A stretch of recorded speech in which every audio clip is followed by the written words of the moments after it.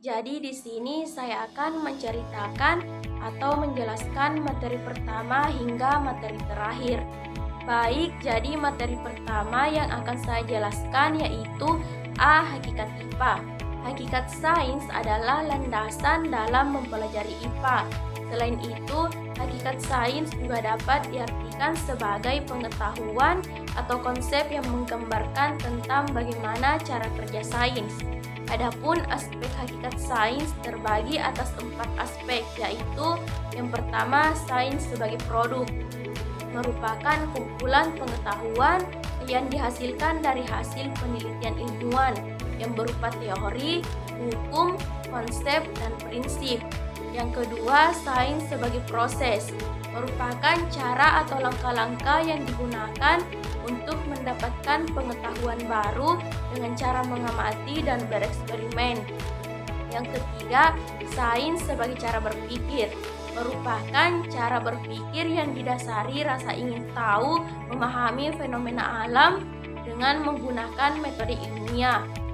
Yang keempat, sains sebagai cara menyelidiki, merupakan cara mencari tahu tentang fenomena alam secara sistematis untuk membantu para ilmuwan untuk memperoleh pengetahuan yang dapat diuji. Selanjutnya, materi yang kedua yaitu B. Keterampilan proses sains. Keterampilan proses sains yaitu kemampuan penting yang harus dikuasai siswa untuk berpikir dan bertindak secara ilmiah. Keterampilan proses sains terbagi atas 6, yaitu yang pertama, mengamati. Mengamati atau observasi merupakan keterampilan paling dasar pada sains. Pengamatan dilaksanakan dengan memakai kelima indera yang nantinya bisa menjadi fakta empiris. Contohnya yaitu siswa yang memiliki keterbatasan penglihatan akan melakukan pengamatan memakai indera peraba. Siswa melakukan pengamatan mengenai gelas memakai kelima inderanya. Yang kedua, pengelompokan. Sesudah melaksanakan pengamatan atau observasi, berikutnya siswa harus tahu mengenai perbedaan, persamaan, dan pengelompokan objek berdasar pada tujuannya. Contohnya, siswa akan memakai magnet untuk mengelompokkan objek sebagai magnet atau non-magnetik. Yang ketiga, proses pengukuran. Proses pengukuran ini sangat penting saat siswa sedang melakukan pengumpulan, pembandingan, dan penafsiran data. Contohnya, siswa akan menemukan berat cairan yang memiliki jenis berbeda, yang mempunyai volume sama. Yang keempat, komunikasi. Komunikasi sangat penting untuk dilakukan, yakni bisa membagikan hasil penelitian kepada orang lain. Komunikasi di sini bisa dilakukan dengan media grafik, peta, tulisan, lisan atau presentasi dan diagram. Contohnya, siswa akan membuat grafik garis yang mengidentifikasikan hubungan antara kecepatan dan berat kelereng. Yang kelima, kesimpulan. Kesimpulan merupakan penjabaran yang berdasar pada pengamatan. Ini adalah hubungan antara apa yang diamati dan apa yang telah diketahui. Contohnya, siswa akan membuat kesimpulan mengenai pengamatan yang mereka buat, mengenai objek yang belum diketahui. Yang terakhir atau yang keenam, prediksi. Prediksi adalah tebakan atau ramalan yang berdasar pada pengamatan dan kesimpulan. Prediksi bisa berupa peristiwa atau kejadian yang diamati.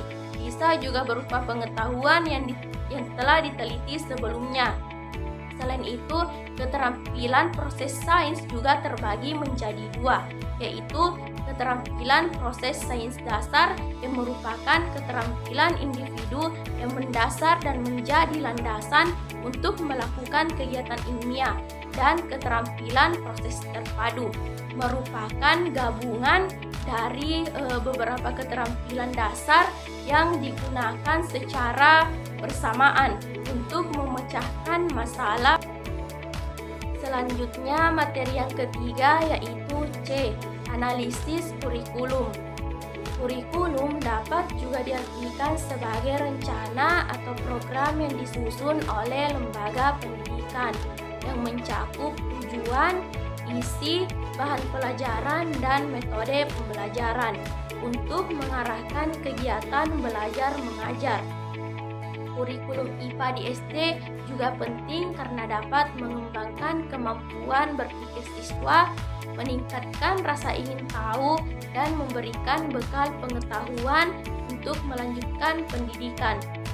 Kemudian, pendekatan pembelajaran IPA yang dapat digunakan untuk pembelajaran IPA di SD yaitu pendekatan scientific, inquiry, kontekstual, pendekatan problem-based learning, pendekatan discovery learning, dan pendekatan STEAM atau Science, Teknologi, Engineering, Arts, and Mathematics.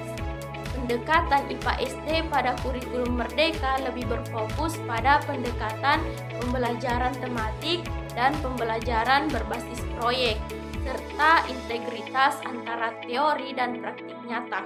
Kemudian yang terakhir yaitu D. Analisis buku IPA SD.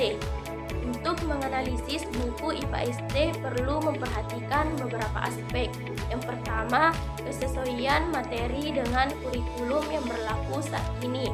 Yang kedua, menganalisis materi yang disajikan seperti struktur penyajian, penggunaan gambar, ilustrasi, dan contoh soal yang terdapat pada buku tersebut.